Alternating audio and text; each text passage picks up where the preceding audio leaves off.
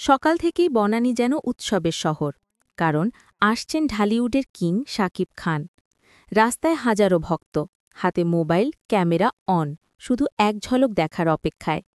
ঠিক সকাল 10:30-এ কালো পোশাক আর সানগ্লাসে শাকিব খান যখন গাড়ি থেকে নামলেন, পুরো বনানী যেন থমকে গেল। চারপাশে একটাই শব্দ, শাকিব, শাকিব, শাকিব।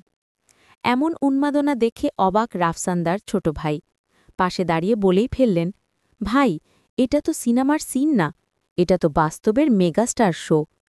তার চোখে মুখে অবিশ্বাসের ছাপ, কারণ এমন জনপ্রিয়তা তিনি আগে দেখেননি। দুজনকে দেখা গেল একসাথে মিনিসো ফ্ল্যাগশিপ স্টোরের গ্র্যান্ড ওপেনিংয়ে। হাসি মুখে ফিতা কাটছেন, শোরুম ঘুরে দেখছেন, গল্প করছেন, আর নিচে দাঁড়িয়ে থাকা ভক্তরা তখন পাগল প্রায়। জানা গেছে দুজনের বন্ধুত্বের শুরু শাকিবের নতুন সিনেমা সোলজার সেটে, যেখানে রাফসান দার ভাইকেও দেখা যাবে গুরুত্বপূর্ণ ভূমিকায়। সেই সম্পর্কেরই বাস্তব রূপ দেখা গেল আজ বনানীতে। একজন সিনেমার সুপারস্টার আর একজন ডিজিটাল দুনিয়ার হিরো, দুজন একসাথে মানেই ফ্যানদের জন্য ড্রিম মোমেন্ট। আর আজকের এই দৃশ্য প্রমাণ করে দিয়েছে, বাংলাদেশে এখনও স্টার মানে একটাই নাম, শাকিব খান।